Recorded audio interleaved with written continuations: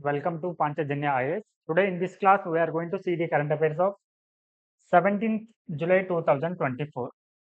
So ನಾವು ಇವತ್ತು ಯಾವೆಲ್ಲ ಒಂದು ಆರ್ಟಿಕಲ್ಸ್ಗಳನ್ನ ಡಿಸ್ಕಷನ್ ಮಾಡಲಿದ್ದೀವಿ ಅಂತ ನೋಡೋಣ.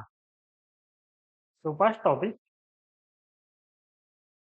4 soldiers policemen killed in Doda encounter ಅಂತ ಇದೆ. ಸೊ ಇದು ನಮಗೆ GS ಪೇಪರ್ 3 ನಲ್ಲಿ ಬರುವಂತ ಇಂಟರ್ನಲ್ ಸೆಕ್ಯೂರಿಟಿ ಅಂದ್ರೆ ಆಂತರಿಕ ಭದ್ರತೆ ಕುರಿತಾಗಿ. ಸೊ ಇದು ನಮಗೆ ಇಂಪಾರ್ಟೆಂಟ್ ಆಗುತ್ತೆ. ಹಾಗೆ next topic, centralised examination have not aced the test ಅಂತ ಇದೆ. ಸೊ ಇದು ನಮಗೆ GS ಪೇಪರ್ 2 ನಲ್ಲಿ ಬರುವಂತ ಎಜುಕೇಶನ್ ಅನ್ನುವಂಥ ಟಾಪಿಕ್ ಬರುತ್ತೆ. ಸೊ ಅದರಲ್ಲಿ ನಮಗೆ ಇದು ಇಂಪಾರ್ಟೆಂಟ್ ಆಗುತ್ತೆ. And next, heat waves are evaporating the right to play ಅಂತ ಇದೆ. ಓಕೆ, ಸೊ ಇದು ನಮಗೆ GS ಪೇಪರ್ 3 ನಲ್ಲಿ ಎನ್ವಿರಾನ್ಮೆಂಟ್ ನಲ್ಲಿ ಇಂಪಾರ್ಟೆಂಟ್ ಆಗುತ್ತೆ ಈ ಒಂದು ಟಾಪಿಕ್. ಹಾಗೆ next topic, trying juveniles as adults is not the answer ಅಂತ ಇದೆ. ಸೊ ಇದು ನಮಗೆ GS ಪೇಪರ್ 2 ನಲ್ಲಿ ಅಗೇನ್ ಸೋಷಿಯಲ್ ಜಸ್ಟಿಸ್ ನಲ್ಲಿ ಸೊ ಈ ಒಂದು ಟಾಪಿಕ್ ನಮಗೆ ಇಂಪಾರ್ಟೆಂಟ್ ಆಗುತ್ತೆ. And the last topic, with 2 new judges supreme court back to its full judicial strength ಅಂತ ಇದೆ. ಸೊ ಇದು ನಮಗೆ GS ಪೇಪರ್ 2 ನಲ್ಲಿ ಬರುವಂತ ಕ್ವಾಲಿಟಿ ನಲ್ಲಿ ಸೊ ಇದು ಇಂಪಾರ್ಟೆಂಟ್ ಆಗುತ್ತೆ. ಹಾಗಿದ್ರೆ ಇವಾಗ ನಾವು ಸೊ ನಿನ್ನೆ ಕ್ಲಾಸ್ ನಲ್ಲಿ ಡಿಸ್ಕಸ್ ಮಾಡಿರುವಂತಹ ಪ್ರಿಲಿಮ್ಸ್ ರಿಲೇಟೆಡ್ ಆಗಿರುವಂತಹ ಕ್ವಶನ್ ನ ಆನ್ಸರ್ ಅನ್ನ ತಿಳ್ಕೊಳ್ಳೋಣ. ಸೊ ಏನ್ ಕೊಟ್ಟಿದೆ ನಿನ್ನೆ ಕ್ವಶನ್ ಅಂತಂದ್ರೆ, so with reference to finance bill and money bill. So ಇಲ್ಲಿ ಫೈನಾನ್ಸ್ ಬಿಲ್ ಹಾಗೆ ಮನಿ ಬಿಲ್ ಗೆ ಸಂಬಂಧಿಸಿದಂತ so bill in the Indian parliament consider the following statements ಅಂತ ಕೊಟ್ಟಿದ್ದಾರೆ. ಸೊ ಇದರಲ್ಲಿ ನಾವು ಇವಾಗ ಸ್ಟೇಟ್ಮೆಂಟ್ ಈಸ್ ಆರ್ ಕರೆಕ್ಟ್ ಅಂತ ಕೇಳಿದ್ದಾರೆ. ಸೊ ಯಾವ್ದು ಸರಿಯಾಗಿರತ್ತಲ್ವಾ, ಸೊ ಅದನ್ನೇ ಚೂಸ್ ಮಾಡ್ಬೇಕು ಇಲ್ಲಿ. ಸೊ ಏನಿದೆ first statement, when the Lok Sabha transmit finance bill. So ಇದು ಫೈನಾನ್ಸ್ ಬಿಲ್ ಬಗ್ಗೆ ಇದೆ. ಸೊ ಇಲ್ಲಿ ಲೋಕಸಭೆಗೆ ರಾಜ್ಯಸಭೆಗೆ ಇದನ್ನ ಟ್ರಾನ್ಸ್ಮಿಟ್ ಮಾಡಿದಾಗ so it can amend or reject bill ಅಂತ ಇದೆ. ಓಕೆ, ಸೊ ಇಲ್ಲಿ ಈ ಫೈನಾನ್ಸ್ ಬಿಲ್ ಅನ್ನ ಈ ರಾಜ್ಯಸಭೆಗೆ ಏನ್ ಮಾಡಿದಾಗ ಕಳಿಸಿದಾಗ ಸೊ ಅವರಿಗೆ ಸೊ ಅದನ್ನ ಅಮೆಂಡ್ ಮಾಡುವಂತ ಅಧಿಕಾರ ಇರುತ್ತೆ. ಅಂದ್ರೆ ಆ ತಿದ್ದುಪಡಿಯನ್ನ ಮಾಡಿ ಸೊ ಇಲ್ಲಿ ಲೋಕಸಭೆಗೆ ಕಳಿಸಬಹುದು. ಬಟ್ ಅದು ಕಳಿಸಿದಾಗ ಅದ್ರ ಮೇಲೆ ಅದು ಬೈಂಡಿಂಗ್ ಆಗಿರೋದಿಲ್ಲ. ಅವರು ಮಾಡಿರುವಂತ ಶಿಫಾರಸುಗಳು ಸೊ ಲೋಕಸಭೆಯ ಮೇಲೆ ಬೈಂಡಿಂಗ್ ಆಗಿರೋದಿಲ್ಲ. ಬಟ್ ಅವ್ರಿಗೆ ಈ ರಿಜೆಕ್ಟ್ ಮಾಡುವಂತ ಅಧಿಕಾರ ಇರೋದಿಲ್ಲ. ಓಕೆ, ಸೊ ಹೀಗಾಗಿ ಈ ಸ್ಟೇಟ್ಮೆಂಟ್ ರಾಂಗ್ ಆಗುತ್ತೆ. ಸೆಕೆಂಡ್ ಸ್ಟೇಟ್ಮೆಂಟ್, ಸೊ ಇದು ಕೂಡ ನಮಗೆ ಟೈಪ್ ಆಫ್ ಏನಂತಂದ್ರೆ ಇದು ಮನಿ ಬಿಲ್ ಆಗಿರೋದ್ರಿಂದ ಫೈನಾನ್ಸ್ ಬಿಲ್ ಸೊ ಅದನ್ನು ಕೂಡ ರಿಜೆಕ್ಟ್ ಮಾಡುವಂತ ಅಧಿಕಾರ ಇರೋದಿಲ್ಲ. Okay, next, when Lok Sabha transmit so here money bill transmit money bill to the Rajya Sabha it cannot amend the or reject the bill ಅಂತ ಇದೆ. ಓಕೆ, ಹೌದು, ಇದನ್ನ ಸೊ ಇಲ್ಲಿ ರಾಜ್ಯಸಭೆಗೆ ಏನು ಇದನ್ನ ರಿಜೆಕ್ಟ್ ಮಾಡುವಂತ ಅಥವಾ ಇದನ್ನ ಅಮೆಂಡ್ ಮಾಡುವಂತ ಅಧಿಕಾರ ಇರೋದಿಲ್ಲ. ಓಕೆ, ಓನ್ಲಿ ಅದು ಏನು ಮಾಡಬಹುದು ರಾಜ್ಯಸಭೆ, ಸೊ ರೆಕಮೆಂಡೇಶನ್ ಮಾತ್ರ ಮಾಡಬಹುದು. ಸೊ ಇದು ಕರೆಕ್ಟ್ ಆಗತ್ತೆ. Third statement, in the case of disagreement. So in case ಏನಾದ್ರು ಅದಕ್ಕೆ ಸೊ ಒಪ್ಪಿಗೆ ಏನಾದ್ರು ಕೊಡದಿದ್ರೆ ಅಥವಾ ಏನಾದ್ರು ಡಿಸ್ಅಗ್ರಿಮೆಂಟ್ ಬಂದ್ರೆ ಸೊ ಯಾರ ನಡುವೆ ಲೋಕಸಭೆ ಮತ್ತು ರಾಜ್ಯಸಭೆ ಸೊ ಅವಾಗ there is no joint sitting become necessary for finance bill. Yes, ಹೌದು. ಸೊ ಇಲ್ಲಿ ಫೈನಾನ್ಸ್ ಬಿಲ್ ಆಗಿರ್ಬೋದು ಅಥವಾ ಮನಿ ಬಿಲ್ಗೆ ಸೊ ಇಲ್ಲಿ ಯಾವುದೇ ಡೆಡ್ಲಾಕ್ ಅನ್ನೋದು ಬರೋದಿಲ್ಲ. ಓಕೆ, ಸೊ ಯಾಕಂದ್ರೆ ಇದನ್ನ ಲೋಕಸಭೆಯಲ್ಲಿ ಇಂಟ್ರೊಡ್ಯೂಸ್ ಮಾಡಿರ್ತಾರೆ. ಸೊ ಹೀಗಾಗಿ ಇದಕ್ಕೆ ರಾಜ್ಯಸಭೆಗೆ ಯಾವುದೇ ಒಂದು ಅಧಿಕಾರ ಇರೋದಿಲ್ಲ ಈ ಒಂದು ಮಸೂದೆಗಳ ಮೇಲೆ.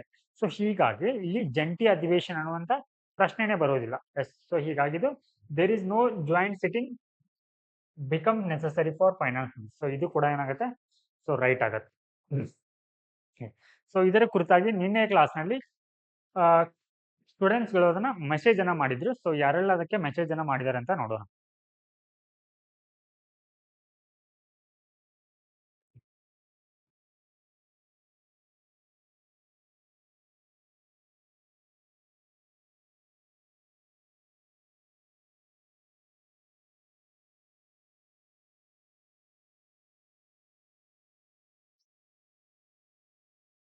ಸೊ ಈ ಒಂದು ಕ್ವಶನ್ಗೆ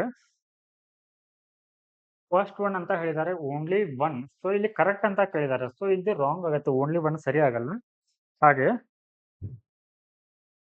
ಓನ್ಲಿ ಟೂ ಅಂತಾನು ಕೂಡ ನಿಂಗರಾಜ್ ಅವರು ಮೆಸೇಜ್ ಮಾಡಿದ್ದಾರೆ. ಸೊ ಇದೇನಾಗುತ್ತೆ, ಓನ್ಲಿ ಟೂ. ಸೊ ಇದು ಸೊ ಓನ್ಲಿ 2 ಮಾತ್ರ ಆಗಲ್ಲ. ಸೊ 2 ಸ್ಟೇಟ್ಮೆಂಟ್ ಇದೆ ಅಲ್ಲಿ. 2 ಮತ್ತು 3. Okay. All 3.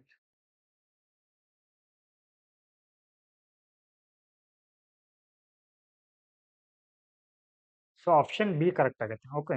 So only 2. So ಇಲ್ಲಿ ತಿಳಿರೋದು ಕ್ವಶನ್ ನೋಡಿ ಹೇಗಿದೆ ಅದು. How many of the above statements are correct ಅಂತ ಇದೆ. ಓಕೆ.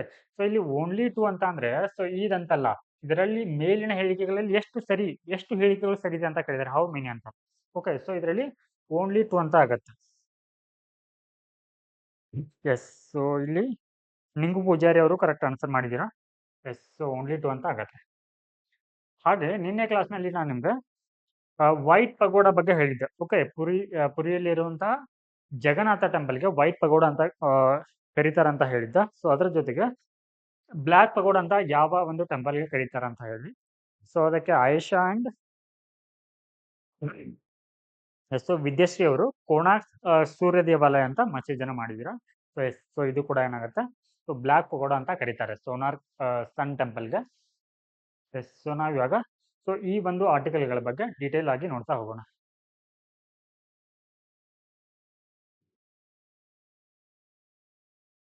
ಸೊ ಏನಿದು ಫಸ್ಟ್ ಟಾಪಿಕ್, 4 ಸೋಲ್ಜರ್ಸ್ ಪೊಲೀಸ್ಮನ್ ಕಿಲ್ಡ್ ಇನ್ ಡೋಡಾ ಎನ್ಕೌಂಟರ್ ಅಂತ ಇದೆ. ಸೊ ಇತ್ತೀಚೆಗೆ ಏನಾಗ್ತಾ ಇದೆ ಅಂತಂದ್ರೆ ಈ ಒಂದು ಜಮ್ಮು ಕಾಶ್ಮೀರ ರಿಜಿನ್ ಅಲ್ಲಿ ಸೊ ಉಗ್ರರ ದಾಳಿ ಪದೇ ಪದೇ ಹೆಚ್ಚಾಗ್ತಾ ಇದೆ. ಓಕೆ. ಸೊ ನಿನ್ನೆ ಕೂಡ ಏನಾಗಿದೆ ಅಂತಂದ್ರೆ ಈ ಡೋಡಾ ಅನ್ನುವಂತ ಪ್ರದೇಶದಲ್ಲಿ, ಸೊ ಇದು ಜಮ್ಮು ಕಾಶ್ಮೀರದಲ್ಲಿ ಬರುತ್ತೆ. ಸೊ ಈ ಪ್ರದೇಶದಲ್ಲಿ ಏನಾಗಿದೆ, ಎನ್ಕೌಂಟರ್ ಆಗಿದೆ ಸೊ ಟೆರರಿಸ್ಟ್ಗಳಿಂದ. ಸೊ ಅದರಲ್ಲಿ 4 ಆರ್ಮಿ ಪರ್ಸನ್ ಹಾಗೆ ಓರ್ವ ಸೊ ಪೊಲೀಸ್ ಮ್ಯಾನ್ ಏನಾಗಿದ್ದಾರೆ, ಗೈಡ್ ಅನ್ನ ಆಗಿರುವಂತದ್ದು. ಓಕೆ. ಸೊ ಈ ಹಿನ್ನೆಲೆಯಲ್ಲಿ ನಮ್ಗೆ ಇದು ಇಂಟರ್ನಲ್ ಸೆಕ್ಯೂರಿಟಿನಲ್ಲಿ ತುಂಬಾ ಇಂಪಾರ್ಟೆಂಟ್ ಆಗುತ್ತೆ ಈ ರೀತಿ ಒಂದು ಟಾಪಿಕ್. ಯಾಕಂದ್ರೆ ನಮಗೆ ಟೆರರಿಸಂ ಅನ್ನೋದು ಸೊ ಈ ಒಂದು ಇಂಟರ್ನಲ್ ಸೆಕ್ಯೂರಿಟಿನಲ್ಲಿ ಬರುವಂತ ಟಾಪಿಕ್ ಆಗಿದೆ. ಓಕೆ. ಸೊ ಈ ಹಿನ್ನೆಲೆಯಲ್ಲಿ ಇದರ ಬಗ್ಗೆ ತಿಳ್ಕೊಳ್ಳೋಣ.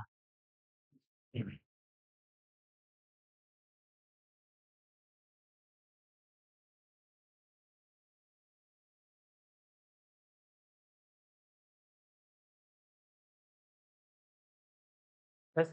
ಸೊ ಇಲ್ಲಿ ನೀವು ನೋಡ್ಬೋದು ಈ ಒಂದು ಮಾಪನ್ನ ನೋಡಿದ್ರೆ ಸೊ ಇದು ಜಮ್ಮು ಕಾಶ್ಮೀರದ ಒಂದು ಮಾಪ್ ಆಗಿದೆ. ಓಕೆ. ಸೊ ಈ ಒಂದು ಪ್ರದೇಶದಲ್ಲಿ ಏನಾಗ್ತಾ ಇದೆ ಅಂತಂದ್ರೆ ಪದೇ ಪದೇ ದಾಳಿಗಳಾಗ್ತಾ ಇದೆ. ಸೊ ಇತ್ತೀಚೆಗೆ ಸೊ ಈ ಡೋಡಾ ಆಗಿರ್ಬೋದು, ಈ ರಿಯಾಸಿ ಆಗಿರ್ಬೋದು, ಹಾಗೆ ಪೂಂಚ್ ಜಿಲ್ಲೆಗಳ. ಓಕೆ. ಸೊ ಈ ಒಂದು ಪ್ರದೇಶಗಳು ಸೊ ಇದು ಪಾಕಿಸ್ತಾನಕ್ಕೆ ಏನಾಗುತ್ತೆ, ಬಾರ್ಡರ್ ಆಗುತ್ತೆ. ಓಕೆ. ಸೊ ಈ ಒಂದು ಪ್ರದೇಶದ ಮೇಲೆ ಸೊ ಇತ್ತೀಚೆಗೆ ಹಲವಾರು ದಾಳಿಗಳು ಕಂಡು ಬಂದಿದೆ.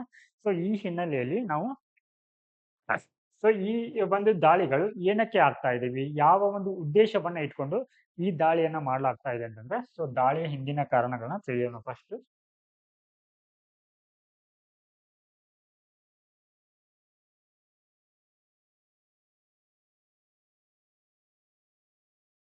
ಸೊ ಫಸ್ಟ್ ಯಾವ ಕಾರಣಕ್ಕಾಗಿ ಆ ಒಂದು ದಾಳಿಯನ್ನ ಭಯೋತ್ಪಾದಕರು ಮಾಡ್ತಾ ಇದ್ದಾರೆ ಅಂತಂದ್ರೆ, ಓಕೆ. ಸೊ ಬಿಕಾಸ್ ಸೊ ಈ ಒಂದು ಪ್ರದೇಶದಲ್ಲಿ ಅಂದ್ರೆ ಸೆಪ್ಟೆಂಬರ್, ಈ ಜಮ್ಮು ಕಾಶ್ಮೀರ ಪ್ರದೇಶದಲ್ಲಿ ಸೊ ಏನಾಗಿದೆ ಆಗಲಿದೆ ಅಂತಂದ್ರೆ ಸೆಪ್ಟೆಂಬರ್ ವೇಳೆಗೆ. ಓಕೆ. ಸೊ ಅಲ್ಲಿ ಇಲೆಕ್ಷನ್ ನಡೆಯೋದಿದೆ. ಓಕೆ. ಸೊ ಈ ಇಲೆಕ್ಷನ್ ಪ್ರೊಸೆಸ್ ಅನ್ನ ಏನ್ ಮಾಡೋದಿಲ್ಲಿ ಹಾಳು ಮಾಡುವಂತ ಉದ್ದೇಶವನ್ನ, ಅಥವಾ ಸೊ ಇಲೆಕ್ಷನ್ ನ ನಡೆಯದೇ ಇರೋ ಹಾಗೆ ಸೊ ನೋಡಿಕೊಳ್ಳುವಂತ ಉದ್ದೇಶದಿಂದ ಸೊ ಈ ಒಂದು ಭಯೋತ್ಪಾದಕ ದಾಳಿಗಳನ್ನ ಮಾಡಲಾಗ್ತಾ ಇದೆ ಅಂತ ಹೇಳಲಾಗತ್ತೆ. ಹಾಗೆ ಅದ್ರ ಜೊತೆಗೆ ಇಲ್ಲಿ ಲಷ್ಕರ್ ಎ ತೊಯ್ಬಾ ಅನ್ನುವಂತ ಒಂದು ಲಷ್ಕರ್ ಎ ತೊಯ್ಬಾ ಅನ್ನುವಂತ ಉಗ್ರಗಾಮಿ ಸಂಘಟನೆ ಬರುತ್ತೆ. ಓಕೆ. ಸೊ ಇದು ಏನ್ ಮಾಡುತ್ತೆ ಅಂತಂದ್ರೆ ಸೊ ಈ ರೀತಿಯ ಒಂದು ಭಯೋತ್ಪಾದಕ ಚಟುವಟಿಕೆಗಳ ಮೂಲಕ ಸೊ ಈ ಒಂದು ಜಮ್ಮು ಕಾಶ್ಮೀರದಲ್ಲಿ ತನ್ನ ಅಸ್ತಿತ್ವವನ್ನ ವಿಸ್ತರಣೆ ಮಾಡಿಕೊಳ್ಳುವಂತ ಉದ್ದೇಶವನ್ನ ಇದು ಹೊಂದಿದೆ. ಓಕೆ.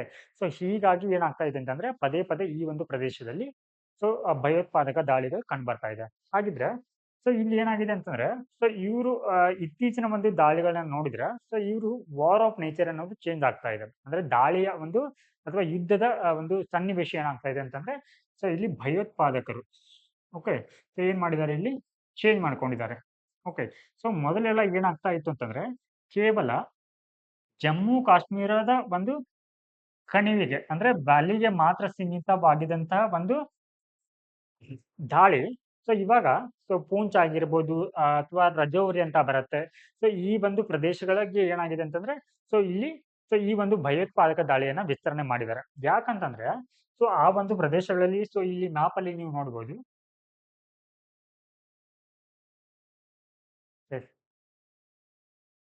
ಸೊ ಈ ಮ್ಯಾಪ್ ಅನ್ನ ನೋಡಿದ್ರೆ ಸೊ ಇಲ್ಲಿ ಪೂಂಚ್ ಆಗಿರಬಹುದು. ಸೊ ಹಿಯರ್ ಪೂಂಚ್, ರಿಯಾಸಿ, ಡೋಡಾ, ಕಟ್ವಾನ್ ಅಂತ ಪ್ರದೇಶಗಳು ಏನಾಗಿದೆ ಪಾಕಿಸ್ತಾನ ಜೊತೆ ಬಾರ್ಡರ್ ಅನ್ನ ಶೇರ್ ಮಾಡ್ಕೊಳ್ಳುತ್ತೆ. ಓಕೆ, ಸೊ ಈ ಒಂದು ಪ್ರದೇಶದಲ್ಲಿ ಏನ್ ಮಾಡ್ತಾ ಇದಾರೆ ಅಂತಂದ್ರೆ ದಾಳಿಯನ್ನ ಮಾಡ್ತಾ ಇದಾರೆ. ಸೊ ಇದು ನ್ಯೂ ಏರಿಯಾ ಇದೆ, ಈ ಒಂದು ಭಯೋತ್ಪಾದಕ ದಾಳಿಗಳಿಗೆ ಹೊಸ ಏರಿಯಾಗಳಾಗಿವೆ. ಸೊ ಈ ಒಂದು ಪ್ರದೇಶಗಳು ಯಾವ ರೀತಿ ಇದೆ ಅಂತಂದ್ರೆ ಇಲ್ಲಿ ಹೆಚ್ಚಾಗಿ ಹಿಲ್ಲಿ ಏರಿಯಾ ಆಗಿದೆ, ಇದು ಅಂದ್ರೆ ಗುಡ್ಡಗಾಡು ಪ್ರದೇಶ ಇದೆ. ಸೊ ಅದ್ರ ಜೊತೆಗೆ ಡೆನ್ಸ್ ಫಾರೆಸ್ಟ್ ಇದೆ, ಅಂದ್ರೆ ದಟ್ಟವಾದ ಒಂದು ಅರಣ್ಯ ಕಂಡು ಬರುತ್ತೆ ಈ ಒಂದು ಪ್ರದೇಶದಲ್ಲಿ. ಸೊ ಇಂತಹ ಸ್ಥಳಗಳನ್ನ ಏನ್ ಮಾಡ್ತಾ ಇದ್ದಾರೆ ಅಂತಂದ್ರೆ ಸೊ ಈ ಒಂದು ಭಯೋತ್ಪಾದಕರು ಇದನ್ನ ಆಯ್ಕೆಯನ್ನ ಮಾಡಿಕೊಳ್ತಾ ಇದ್ದಾರೆ.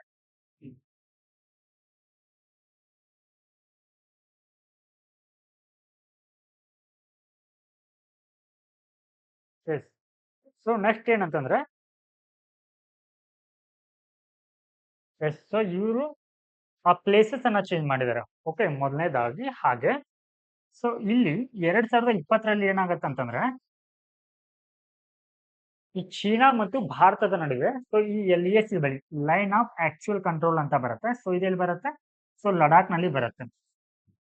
ಸೊ ಈ ಲಡಾಖ್ ನಲ್ಲಿ ಏನಾಗುತ್ತೆ ಅಂತಂದ್ರೆ 2020ರಲ್ಲಿ ಸೊ ಒಂದು ಆರ್ಮಿ ಕ್ಲಾಶ್ ಆಗತ್ತೆ, ಅಂದ್ರೆ ಸೇನೆಗಳ ನಡುವೆ ಒಂದಿಷ್ಟು ಉದ್ವಿಗ್ನತೆ ಕಂಡುಬರುತ್ತೆ. ಓಕೆ, ಸೊ ಹೀಗಾಗಿ ಅಲ್ಲಿ ಈ ಒಂದು ಉದ್ವಿಗ್ನತೆಯಲ್ಲಿ ಹಲವಾರು ಭಾರತೀಯ ಸೈನಿಕರು ಸಾವನ್ನ ಒಪ್ಪಿರ್ತಾರೆ. ಸೊ ಹೀಗಾಗಿ ಏನ್ ಮಾಡ್ತಾರೆ ಅಂತಂದ್ರೆ ಈ ಜಮ್ಮು ಕಾಶ್ಮೀರದಲ್ಲಿರುವಂತಹ ಸೈನ್ಯವನ್ನ ಸೊ ಈ ಲಡಾಖ್ಗೆ ಶಿಫ್ಟ್ ಮಾಡ್ತಾರೆ. ಓಕೆ, ಸೊ ಲಡಾಖ್ಗೆ ಶಿಫ್ಟ್ ಮಾಡಿದ ನಂತರ ಏನಾಯ್ತು, ಈ ಒಂದು ಪ್ರದೇಶದಲ್ಲಿ ಒಂದು ಸೈನ್ಯದ ನಿಯೋಜನೆ ಏನಾಗತ್ತೆ ಇಲ್ಲಿ ಕಡಿಮೆ ಆಗತ್ತೆ.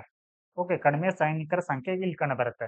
ಸೊ ಹೀಗಾಗಿ ಇದನ್ನ ಗುರಿಯಾಗಿಟ್ಟುಕೊಂಡು ಅಂದ್ರೆ ಇದನ್ನ ಏನ್ ಮಾಡ್ತಾರೆ ಅವರು ಅವಕಾಶವನ್ನು ಬಳಸ್ಕೊಳ್ತಾರೆ. ಎಲ್ಲಿ ಒಂದು ಈ ಆರ್ಮಿ ಪರ್ಸನಲ್ ಅನ್ನೋದು ಕಡಿಮೆ ಇರುತ್ತಲ್ವಾ, ಸೊ ಆ ಒಂದು ಪ್ರದೇಶಗಳನ್ನ ಇವರು ಆಯ್ಕೆ ಮಾಡಿಕೊಂಡು ಅವುಗಳ ಮೇಲೆ ಏನ್ ಮಾಡ್ತಾರೆ ದಾಳಿಯನ್ನ ಮಾಡ್ತಾ ಇದ್ದಾರೆ. ಓಕೆ, ಸೊ ಇದರೊಟ್ಟಿಗೆ ಮತ್ತೆ ಏನೆಲ್ಲ ಹೊಸ ಟೆಕ್ನಿಕ್ಸ್ ಅನ್ನ ಇವರು ಯೂಸ್ ಮಾಡ್ತಾ ಇದ್ದಾರೆ ಅಂತಂದ್ರೆ ಸೊ ಮೊದಲೆಲ್ಲ ಸೊ ಈ ಒಂದು ಟೆರರಿಸ್ಟ್ ಗ್ರೂಪ್ಗಳು ಕೇವಲ ಆರ್ಮಿ ಒಂದು ಪರ್ಸನಲ್‌ಗಳ ಮೇಲೆ ಅಥವಾ ಈ ಸೇನಾ ಸಿಬ್ಬಂದಿಗಳ ಮೇಲೆ ಮಾತ್ರ ಏನ್ ಮಾಡ್ತಾ ಇದ್ರು, ಸೊ ದಾಳಿಯನ್ನ ಮಾಡ್ತಾ ಇದ್ರು. ಸೊ ಇವಾಗ ಯಾರನ್ನ ಗುರಿಯಾಗಿಸ್ಕೊಂಡು ಇವ್ರು ದಾಳಿಯನ್ನ ಮಾಡ್ತಾರೆ ಅಂತಂದ್ರೆ ಸೊ ಇಲ್ಲಿ ಆರ್ಮಿ ಪರ್ಸನಲ್ ಜೊತೆಗೆ ಸೊ ಅಲ್ಲಿ ಸಿವಿಲಿಯನ್ ಅಂದ್ರೆ ನಾಗರಿಕರನ್ನ, ಹಾಗೆ ಸೊ ಇಲ್ಲಿ ಟೂರಿಸ್ಟ್‌ಗಳನ್ನ. ಓಕೆ, ಸೊ ನೀವು ಜೂನ್ 9ರಲ್ಲಿ ನೋಡಿದ್ರೆ ಸೊ ಇಲ್ಲಿ ಏನಾಗಿತ್ತು, ಮೋದಿ ಅವರ ಒಂದು ಪ್ರಮಾಣ ವಚನವನ್ನ ಸ್ವೀಕರಿಸುವಂತ ಸಂದರ್ಭದಲ್ಲಿ ಸೊ ಇಲ್ಲಿ ಏನ್ ಮಾಡ್ತಾರೆ ಅಂತಂದ್ರೆ ಒಂದು ಬಸ್ಸಿನ ಮೇಲೆ ಅಟ್ಯಾಕ್ ಅನ್ನ ಮಾಡ್ತಾರೆ. ಓಕೆ, ಅಂದ್ರೆ ಅವರು ಏನು ತೀರ್ಥಯಾತ್ರೆಗೆ ಹೋಗುವಂತ ಒಂದು ಬಸ್ಸಿನ ಮೇಲೆ ದಾಳಿಯನ್ನ ಮಾಡ್ತಾರೆ. ಓಕೆ, ಸೊ ಇದಿಷ್ಟು ನ್ಯೂ ಟೆಕ್ನಿಕ್ಸ್. ಹಾಗೆ ಸೊ ಇವರು ಏನ್ ಮಾಡ್ತಾ ಇದ್ದಾರೆ ಅಂತಂದ್ರೆ ಈ ಟೆರರಿಸ್ಟ್‌ಗಳು ಇಲ್ಲಿ ಗೆರಿಲ್ಲಾ ವಾರ್ಫೇರ್ ಅಂತ ಬರುತ್ತೆ. ಗೆರಿಲ್ಲಾ ವಾರ್ಫೇರ್ ಅಥವಾ ಗೆರಿಲ್ಲಾ ಯುದ್ಧ ತಂತ್ರವನ್ನ ಏನ್ ಮಾಡ್ಕೊಳ್ತಾ ಇದ್ದಾರೆ ಅಂತಂದ್ರೆ ಯೂಸ್ ಅನ್ನ ಮಾಡ್ಕೊಳ್ತಾ ಇದ್ದಾರೆ. ಸೊ ಏನಿದು ಗೆರಿಲ್ಲಾ ವಾರ್ಫೇರ್ ಅಂತಂದ್ರೆ ಸೊ ಈ ಮೇಲೆ ಹೇಳಿದ ಹಾಗೆ ನಿಮ್ಗೆ ಸೊ ಇಲ್ಲಿ ಬಾರ್ಡರ್ ಏನಿದೆ ಅಂತಂದ್ರೆ ಸೊ ಆ ಒಂದು ಜಿಲ್ಲೆಗಳಿಗೆ ಪಾಕಿಸ್ತಾನ ಬಾರ್ಡರ್ ಇದೆ. ಸೊ ಇವ್ರೇನ್ ಮಾಡ್ತಾರೆ ಅಂತಂದ್ರೆ ಇಲ್ಲಿ ಪಾಕಿಸ್ತಾನದಿಂದ ಬರುವಂತಹ ಟೆರರಿಸ್ಟ್‌ಗಳು ಸೊ ಇಲ್ಲಿ ಒಂದು ಭಾರತದ ಗಡಿ ಪ್ರದೇಶದಲ್ಲಿ ಬರ್ತಾರೆ. ಓಕೆ, ಬಂದು ಅವರು ಏಕಾಏಕಿ ದಾಳಿಗೆ ಏನು ಹೊಂಚನ್ನ ಹಾಕಲ್ಲ. ಕೆಲವೊಂದಿಷ್ಟು ಕಾಲ ಏನ್ ಮಾಡ್ತಾರೆ ಅಂತಂದ್ರೆ ಬಂದು ಆ ಪ್ರದೇಶದಲ್ಲಿ ನೆಲೆಸಿ ಆ ಪ್ರದೇಶದ ಒಂದು ಜನರೊಟ್ಟಿಗೆ ಬೆರೆತು ಸೊ ಯಾವಾಗ ಈ ಪಾಕಿಸ್ತಾನದಿಂದ ಏನ್ ಬರುತ್ತಲ್ವಾ ದಾಳಿಗೆ ಮುನ್ಸೂಚನೆ ಸಿಗತ್ತಲ್ವಾ, ಸೊ ಅವಾಗ ಏನ್ ಮಾಡ್ತಾರೆ ಅಂತಂದ್ರೆ ಈ ದಾಳಿಯನ್ನ ರೂಪಿಸ್ತಾರೆ. ಓಕೆ, ಸೊ ಇದಕ್ಕೆ ಏನಂತ ಕರಿತೀವಿ ನಾವು ಗೆರಿಲ್ಲಾ ವಾರ್ಫೇರ್ ಅಂತ ಕರಿತೀವಿ. ಓಕೆ, ಸೊ ಈ ಒಂದು ಟೆಕ್ನಿಕ್ ಅನ್ನ ಬಳಸ್ಕೊಳ್ತಾ ಇದ್ದಾರೆ. ಸೊ ಇನ್ನೊಂದು ಇಂಪಾರ್ಟೆಂಟ್ ಏನಂತಂದ್ರೆ ಸೊ ಈ ಒಂದು ಟೆರರಿಸ್ಟ್‌ಗಳು ಸೊ ಇಲ್ಲಿ ಸೊ ಇಲ್ಲಿ ಚೀನಾ ನಿರ್ಮಿತ ಒಂದು ಫೋನ್‌ಗಳನ್ನ ಬಳಸ್ತಾ ಇದ್ದಾರೆ. ಓಕೆ, ಸೊ ಈ ಫೋನ್ ಯಾವ ರೀತಿ ಇದೆ ಅಂತಂದ್ರೆ ಸೊ ಇದನ್ನ ಎನ್‌ಕ್ರಿಪ್ಟೆಡ್ ಅಂತ ಕರಿತೀವಿ ನಾವು. ಎನ್‌ಕ್ರಿಪ್ಟೆಡ್ ಅಂದ್ರೆ ಸೊ ಈ ಮೊಬೈಲ್‌ಗಳನ್ನ ಬಳಸೋದನ್ನ ಸೊ ಯಾರು ಕೂಡ ಅದನ್ನ ಕದ್ದಾಲಿಸ್ಲಿಕ್ಕೆ ಓಕೆ ಈ ಒಂದು ವ್ಯವಸ್ಥೆಯಲ್ಲಿ ಸೊ ಇವರ ಸಂಭಾಷಣೆಯನ್ನ ಯಾರು ಅದನ್ನ ಅಥವಾ ಏನ್ ಟ್ರ್ಯಾಕ್ ಮಾಡೋದಂತ ಕರಿತೀವಲ್ವಾ, ಸೊ ಅದನ್ನ ಮಾಡ್ಲಿಕ್ಕೆ ಸಾಧ್ಯ ಆಗೋದಿಲ್ಲ. ಸೊ ಈ ರೀತಿ ಒಂದು ಡಿವೈಸ್‌ಗಳನ್ನ ಏನ್ ಮಾಡ್ತಾ ಇದ್ದಾರೆ ಅಂತಂದ್ರೆ ಸೊ ಈ ಟೆರರಿಸ್ಟ್‌ಗಳು ಬಳಸ್ತಾ ಇದ್ದಾರೆ ಅಂತಂದ್ರೆ ಅತ್ಯಾಧುನಿಕ ಒಂದು ಶಸ್ತ್ರಾಸ್ತ್ರಗಳನ್ನ ಅಥವಾ ಸೊ ಸಲಕರಣೆಗಳನ್ನ ಸೊ ಇವರು ಬಳಸ್ತಾ ಇದ್ದಾರೆ. ಸೊ ಇದಿಷ್ಟು ಇವರು ಒಂದು ಭಯೋತ್ಪಾದಕರ ಒಂದು ನ್ಯೂ ಟ್ರೆಂಡ್ ಆದ್ರೆ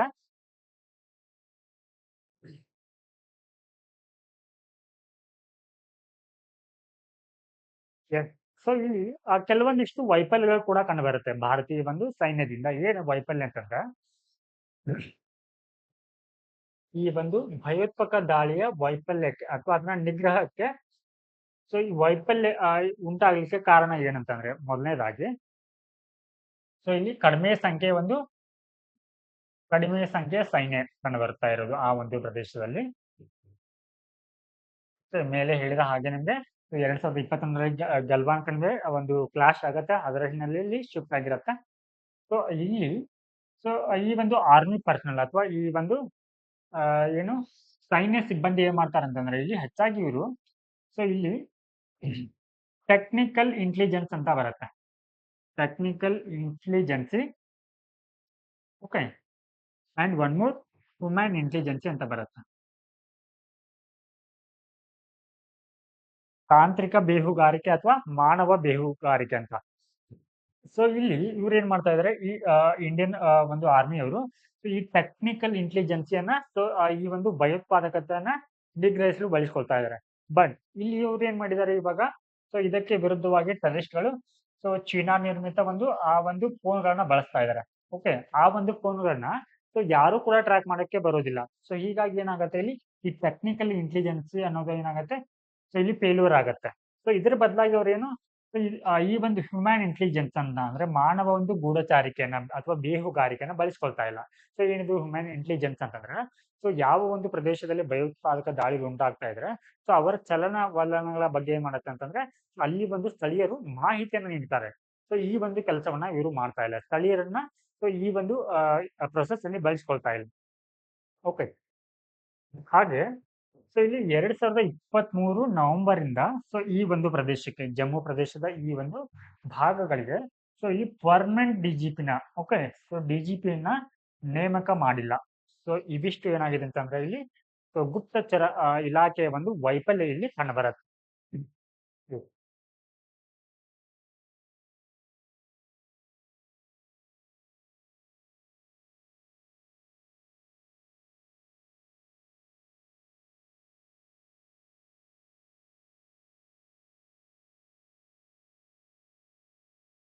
Now let us see the next topic. Centralised examination have not is the test ಅಂತ ಇದೆ. ಸೊ ಏನಿದು ಇದರ ಒಂದು ಮೀನಿಂಗ್ ಅಂತಂದ್ರೆ ಸೊ ಇಲ್ಲಿ NT ಅಂತ ಬರುತ್ತೆ. ಓಕೆ, ನ್ಯಾಷನಲ್ ಟೆಸ್ಟಿಂಗ್ ಏಜೆನ್ಸಿ ಅವ್ರು ಏನ್ ಮಾಡ್ತಾರೆ ಅಂದ್ರೆ ಸೊ ಈ ನೀಟ್ ಎಕ್ಸಾಮ್ಗೆ ಏನ್ ಮಾಡ್ತಾರೆ, ನೀಟ್ಗೆ ಎಕ್ಸಾಮ್ ಅನ್ನ ನಡೆಸ್ತಾರೆ. ಓಕೆ, ಸೊ ಇಲ್ಲಿ ವೈದ್ಯಕೀಯ ಕೋರ್ಸ್ಗೆ ಎಕ್ಸಾಮ್ ಅನ್ನ ಕಂಡಕ್ಟ್ ಮಾಡ್ತಾರೆ. ಸೊ ಇವರೇ ಕಂಡಕ್ಟ್ ಮಾಡುವಂತ ಎಕ್ಸಾಮ್ಗೆ ಫಸ್ಟ್ ಇವ್ರು ಏನಂತಂದ್ರೆ ಸೊ ಈ ಒಂದು ಗುಣಮಟ್ಟದ ಒಂದು ಪರೀಕ್ಷೆಯನ್ನ ನಡೆಸಲಿಕ್ಕೆ ಸೊ ಇವರೇ ಯಾವುದೇ ಒಂದು ಪರೀಕ್ಷೆಯನ್ನ ತಗೊಂಡಿಲ್ಲ ಅಂತ. ಓಕೆ, ಸೊ ಇಲ್ಲಿ ನಾವು ಇವಾಗ ಸ್ಟಡಿ ಮಾಡಬೇಕಾಗಿರೋದು National Testing Agency. Okay, so ಇದ್ರ ಬಗ್ಗೆ ಸೊ ಈ ಒಂದು ಆರ್ಟಿಕಲ್ ಅಲ್ಲಿ ಡಿಟೇಲ್ ಆಗಿ ಕೊಟ್ಟಿದ್ದಾರೆ ನಮ್ಗೆ. ಸೊ ಈ ಒಂದು NT ನ 2017ರಲ್ಲಿ ಫಾರ್ಮ್ ಮಾಡಲಾಗತ್ತ. ಓಕೆ, ಸೊ ನೆಕ್ಸ್ಟ್ ಸೊ ಇದರ ಒಂದು ಯಾವೆಲ್ಲ ಒಂದು ಎಕ್ಸಾಮ್ಗೆ ಇದು ಪರೀಕ್ಷೆಯನ್ನ ನಡೆಸುತ್ತೆ ಅಂತಂದ್ರೆ ಸೊ ಇಲ್ಲಿ ಪ್ರೊಫೆಷನಲ್ ಕೋರ್ಸಸ್ ಅಂತ ಬರುತ್ತೆ. ಓಕೆ, ಸೊ ಅಂದ್ರೆ ವೃತ್ತಿಪರ ಒಂದು ಕೋರ್ಸ್ಗಳಿಗೆ ಇದು ಎಕ್ಸಾಮ್ ಅನ್ನ ಕಂಡಕ್ಟ್ ಮಾಡುತ್ತೆ. ಫಾರ್ ಎಕ್ಸಾಂಪಲ್ ಇವಾಗ ಇಂಜಿನಿಯರ್ ಆಗಿರ್ಬೋದು ಅಥವಾ ಡಾಕ್ಟರ್, ಲಾಯರ್, ಸೊ ಫಾರ್ಮಸಿ ಇಂತಹ ಕೋರ್ಸ್ಗಳಿಗೆ ಏನ್ ಮಾಡುತ್ತೆ ಸೊ ಇದು ಎಕ್ಸಾಮ್ ಅನ್ನ ಕಂಡಕ್ಟ್ ಮಾಡುತ್ತೆ. ಸೊ ಸುಮಾರು ಇಲ್ಲಿ so NTA more than 15 entrance exam ಅನ್ನ ಕಂಡಕ್ಟ್ ಮಾಡುತ್ತೆ. ಓಕೆ, ಸೊ ಇಲ್ಲಿ for example the various higher education institution including common university entrance test and for central university. So ಇಲ್ಲಿ ಕೇಂದ್ರ ಒಂದು ವಿಶ್ವವಿದ್ಯಾಲಯಗಳಿಗೆ ಸೊ ಈ ಒಂದು ಎಕ್ಸಾಮ್ ನ ಕಂಡಕ್ಟ್ ಮಾಡುತ್ತೆ, ಕಾಮನ್ ಯೂನಿವರ್ಸಿಟಿ ಎಂಟ್ರೆನ್ಸ್ ಟೆಸ್ಟ್ ಅಂತ. ಹಾಗೆ admissions and the post graduate admission in the medical university grant commission. Okay, so ಈ ಒಂದು NTಗೆ ಒಬ್ರು ಚೇರ್ಮನ್ ಇರ್ತಾರೆ. ಸೊ ಚೇರ್ಮನ್ ಅಂಡ್ ಒಬ್ರು ಚೀಫ್ ಎಕ್ಸಿಕ್ಯೂಟಿವ್ ಆಫೀಸರ್ ಇರ್ತಾರೆ. ಓಕೆ, ಈ ಚೀಫ್ ಎಕ್ಸಿಕ್ಯೂಟಿವ್ ಆಫೀಸರ್ ಯಾರಾಗಿರ್ತಾರೆ ಇಲ್ಲಿ IAS ಅವರು ಆಗಿರ್ತಾರೆ, ಅಂದ್ರೆ ಇಂಡಿಯನ್ ಅಡ್ಮಿನಿಸ್ಟ್ರೇಟಿವ್ ಆಫೀಸರ್ ಆಗಿರ್ತಾರೆ. ಓಕೆ, ಸೊ ಇಲ್ಲಿ ಇತ್ತೀಚೆಗೆ ನೀವು ನೋಡಿರ್ಬೋದು ಈ ಒಂದು ನೀಟ್ ಎಕ್ಸಾಮ್ಗಳಲ್ಲಿ ಕೆಲವೊಂದಿಷ್ಟು ಸ್ಕ್ಯಾಮ್ಗಳು ಕಂಡು ಬಂದಿದೆ. Okay, so question paper leak ಆಗಿರ್ಬೋದು ಅಥವಾ ಕೆಲವೊಂದಿಷ್ಟು ವಿದ್ಯಾರ್ಥಿಗಳಿಗೆ ಏನಂತಂದ್ರೆ ಸೊ ಹೆಚ್ಚುವರಿ ಮಾರ್ಕ್ಸ್ ಅನ್ನ ಅಥವಾ ಗ್ರೇಸ್ ಮಾರ್ಕ್ಸ್ ಅನ್ನ ನೀಡುವಂಥದ್ದು ಸೊ ಇವಾಗ ಸೊ ಅದು ವಿವಾದಕ್ಕೆ ಕಾರಣವಾಗಿದೆ. ಓಕೆ, ಸೊ ಈ ಹಿನ್ನೆಲೆಯಲ್ಲಿ ಏನಂತಂದ್ರೆ so examination in pen and paper mode. So ಇದೇನಾಗಿದೆ ಅಂತಂದ್ರೆ ಸೊ ಇದನ್ನ digital okay so digital mode ಅಲ್ಲಿ ಈ ಒಂದು ಎಕ್ಸಾಮ್ ಅನ್ನ ಕಂಡಕ್ಟ್ ಮಾಡ್ತಾರೆ. ಸೊ ಇದರಿಂದ ಏನಾಗ್ತಾ ಇದೆ, ಸೊ ಈ ಒಂದು ಪರೀಕ್ಷೆಗಳಲ್ಲಿ ವಿಕ್ರಮ ಕಂಡು ಬರ್ತಾ ಇದೆ. Okay. So next one. So ಈ ಕಾರಣಕ್ಕಾಗಿ ಏನಾಗ್ತಾ ಇದೆ, ಈ NTA ಮೇಲೆ ಏನು ಜನರಿಗೆ ನಂಬಿಕೆ ಅನ್ನೋದು ಕಡಿಮೆ ಆಗ್ತಾ ಇದೆ. ಯಾಕಂದ್ರೆ ಸೊ ಈ ಒಂದು ಎಕ್ಸಾಮ್‌ಗೆ ಸೊ ಪ್ರತಿ ವರ್ಷ 24 ಲಕ್ಷ ಏನಾಗ್ತಾರೆ ಇಲ್ಲಿ ಸ್ಟೂಡೆಂಟ್ಸ್ ಅಟೆಂಡ್ ಆಗ್ತಾರೆ. ಕೇವಲ ಇರೋದೆಷ್ಟು 1 lakh post. Yes. So NEET which is conduct by the NTA. So ಇಲ್ಲಿ ಕೂಡ ಏನಾಗಿತ್ತು ನಮ್ಗೆ, ಸೊ ಮಾಲ್ ಪ್ರಾಕ್ಟೀಸಸ್ ಅಥವಾ ಅಕ್ರಮ ನಡೆದಿರೋದು ಸೊ ಇವಾಗ ಕಂಡು ಬಂದಿದೆ. ಹಾಗೆ ಸೊ ಇಲ್ಲಿ ಲೀಕೇಜ್ ಆಫ್ ಪೇಪರ್ಸ್ ಆಗಿರ್ಬೋದು. ಹಾಗೆ ಸೊ ಇಲ್ಲಿ ಅವರಿಗೆ ಗ್ರೇಸ್ ಮಾರ್ಕ್ಸ್ ಅನ್ನ ನೀಡಿರೋದು ಹಾಗೆ ಮತ್ತು ಸೊ ಆ ಒಂದು ಎಕ್ಸಾಮ್‌ಗೆ ಮತ್ತೆ ಮರು ಪರೀಕ್ಷೆಯನ್ನ ಸೊ ಘೋಷಣೆಯನ್ನು ಮಾಡಿರುವುದು ಏನಾಗುತ್ತೆ ಇಲ್ಲಿ, ಸೊ ಈ ಒಂದು NTA ವ್ಯವಸ್ಥೆಯ ಒಂದು ವೈಫಲ್ಯವನ್ನ ನಮ್ಗೆ ತೋರಿಸುತ್ತೆ. ಓಕೆ. ಸೊ ಇವಾಗ ಈ ಒಂದು ಆರ್ಟಿಕಲ್ ಅಲ್ಲಿ ಏನ್ ಹೇಳ್ತಾ ಇದ್ದಾರೆ ಅಂತಂದ್ರೆ, ಈ ಒಂದು ನೀಟ್ ಎಕ್ಸಾಮ್ ಅನ್ನ ಸೆಂಟ್ರಲೈಸ್ ಮಾಡುವ ಬದಲು ಅಂದ್ರೆ ಅದನ್ನ ಒಂದು ರಾಷ್ಟ್ರ ಮಟ್ಟದಲ್ಲಿ ಕೇವಲ NTA ಅವರು ಕಂಡಕ್ಟ್ ಮಾಡುವ ಬದಲು ಅದನ್ನ ಸೊ ಏನ್ ಮಾಡೋದು ಇಲ್ಲಿ ರಾಜ್ಯಗಳಿಗೆ ಆ ಒಂದು ಪರೀಕ್ಷೆಯನ್ನ ನೀಡುವಂತದ್ದು. ಅಂದ್ರೆ ಆ ಪರೀಕ್ಷೆಯನ್ನ ರಾಜ್ಯಗಳೇ ಕಂಡಕ್ಟ್ ಮಾಡುವಂತ ವ್ಯವಸ್ಥೆನ ಜಾರಿಗೆ ಮಾಡ್ಬೇಕಂತ ಹೇಳ್ತಾರೆ. ಯಾಕಂತಂದ್ರೆ ಸೊ ಇಲ್ಲಿ ಈ ಒಂದು ನೀಟ್ ಅಂತ ತಗೊಂಡ್ರೆ, ಓಕೆ, ಸೊ ನೀಟ್‌ನಲ್ಲಿ ನೀವು ಗಳಿಸುವಂತ ಎಂಟ್ರನ್ಸ್ ಟೆಸ್ಟ್‌ನ ಒಂದು ಮಾರ್ಕ್ಸ್ ಆಧಾರಿತವಾಗಿ ಏನ್ ಮಾಡ್ಲಾಗತ್ತೆ, ಸೊ ನಿಮ್ಗೆ ರ್ಯಾಂಕ್ ಅನ್ನ ನೀಡಲಾಗತ್ತೆ. ಓಕೆ. ಸೊ ಅದ್ರ ಬದಲಿಗೆ ಇಲ್ಲಿ ಏನ್ ಮಾಡ್ಬೇಕಂತಾರಂತಂದ್ರೆ, ಸೊ ಈ ರೀತಿಯ ಮಾರ್ಕ್ಸ್‌ಗಳನ್ನ ನೀವು ರ್ಯಾಂಕ್ ನೀಡಿ ತಗೊಳ್ಳೋದ್ರಿಂದ ಸೊ ಇಲ್ಲಿ ಶಾಲಾ ಮಟ್ಟದಲ್ಲಿ ಅಂದ್ರೆ ಸ್ಕೂಲ್ ಲೆವೆಲ್‌ನಲ್ಲಿ ನೀವು ಗಳಿಸಿರುವಂತ ಪರ್ಸೆಂಟೇಜ್ ಲೆಕ್ಕಕ್ಕೆ ಬರೋದಿಲ್ಲ. ಓಕೆ. ಸೊ ಮೊದಲೆಲ್ಲ ವ್ಯವಸ್ಥೆ ಯಾವ ರೀತಿ ಇತ್ತು ಅಂತಂದ್ರೆ, ಸೊ ನೀವು ಶಾಲಾ ಕಾಲೇಜುಗಳಲ್ಲಿ ಗಳಿಸಿರುವಂತ ಮಾರ್ಕ್ಸ್‌ಗಳನ್ನು ಕೂಡ ಕನ್ಸಿಡರ್ ಮಾಡ್ತಾ ಇದ್ರು ಅಥವಾ ಪರ್ಸೆಂಟೇಜ್ ಅನ್ನು ಕನ್ಸಿಡರ್ ಮಾಡ್ತಾ ಇದ್ರಿ. ಅದರೊಟ್ಟಿಗೆ ಎಂಟ್ರನ್ಸ್ ಒಂದು ಟೆಸ್ಟ್‌ನಲ್ಲಿ ತಗೊಂಡಿರುವಂತ ಮಾರ್ಕ್ಸ್ ಅನ್ನು ಏನು ಕನ್ಸಿಡರ್ ಮಾಡಿ ನಿಮ್ಗೆ ರ್ಯಾಂಕ್ ಅನ್ನ ನೀಡ್ತಾ ಇದ್ರು. ಸೊ ಈ ಒಂದು ಹೊಸ ವ್ಯವಸ್ಥೆಯಲ್ಲಿ ಸೊ ಇಲ್ಲಿ ನಿಮ್ಮ ಶಾಲಾ ಒಂದು ಪರ್ಸೆಂಟೇಜ್ ಅಥವಾ ರೆಕಾರ್ಡ್ ಅನ್ನ ಏನ್ ಮಾಡೋದಿಲ್ಲ, ಸೊ ಇಲ್ಲಿ ಕನ್ಸಿಡರ್ ಅನ್ನ ಮಾಡೋದಿಲ್ಲ. ಓಕೆ. ಸೊ ಹೀಗಾಗಿ ಸೊ ಈ ಒಂದು ಸ್ಕೂಲ್ ಲೆವೆಲ್ ಅಲ್ಲಿ ನೀವು ಗಳಿಸಿರುವಂತ ರ್ಯಾಂಕ್ ಅಥವಾ ಪರ್ಸೆಂಟೇಜ್ ಅನ್ನು ಕೂಡ ಕನ್ಸಿಡರ್ ಮಾಡ್ಬೇಕಂತ ಸೊ ಈ ಒಂದು ಆರ್ಟಿಕಲ್ ಅಲ್ಲಿ ಹೇಳ್ತಾ ಇದ್ದಾರೆ.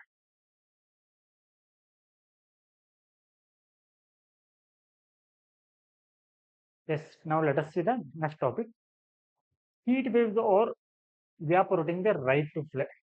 ಸೊ ಇಲ್ಲಿ ನಮ್ಗೆ ಇಂಪಾರ್ಟೆಂಟ್ ಕೀ ಏನಂತಂದ್ರೆ ರೈಟ್ ಟು ಪ್ಲೇ.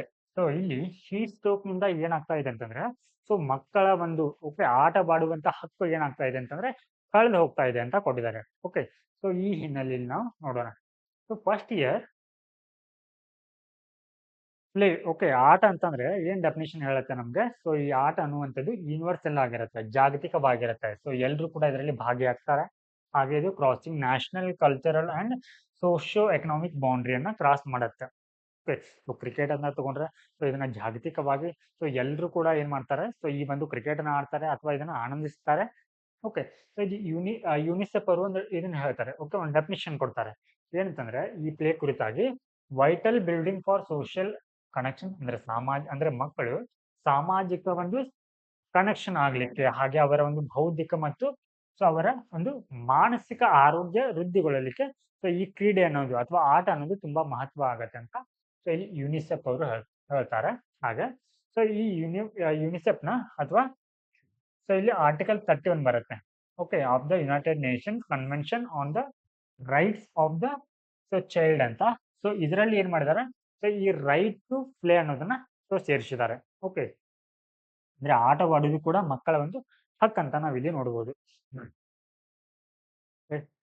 ಸೊ ಇಲ್ಲಿ ಆ ಪ್ರಸ್ತುತ ಸೊ ಸಮಾಜ ಸೊ ಆಟಕ್ಕೆ ಸಂಬಂಧಿಸಿದಂತೆ ಅಥವಾ ಮಕ್ಕಳು ಆಟಕ್ಕೆ ಸಂಬಂಧಿಸಿದಂತೆ ಯಾವೆಲ್ಲ ಒಂದು ಸವಾಲುಗಳನ್ನ ಫೇಸ್ ಮಾಡ್ತಾ ಇದ್ದಾರೆ ಅಂತಂದ್ರೆ, ಫಸ್ಟ್ ಒನ್, ಮೆನಿ ಚಿಲ್ಡ್ರನ್ ಡೆಪ್ರೈವ್ಡ್ ಅಂದ್ರೆ ವಂಚಿತವಾಗಿದ್ದಾರೆ. ಕೆಲವೊಂದಿಷ್ಟು ಅವರಿಗೆ ಆಟ ಆಡ್ಲಿಕ್ಕೆ ಸಂಬಂಧಿಸಿದಂತ ಗ್ರೌಂಡ್ ಆಗಿರ್ಬೋದು ಅಥವಾ ಇನ್ಸ್ಟ್ರೂಮೆಂಟ್ಸ್ ಗಳಾಗಲಿ ಸೊ ಅವರಿಗೆ ಆಕ್ಸೆಸ್ ಆಗ್ತಾ ಇಲ್ಲ. ಹಾಗೆ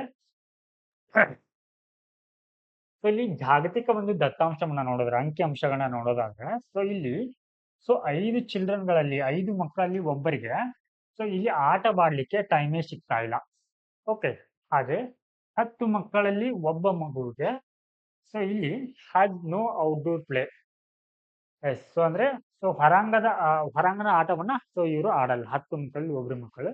ಹಾಗೆ so in India Play opportunities are linked to socio-economic disparities and social identity, including caste, class, and disability and gender.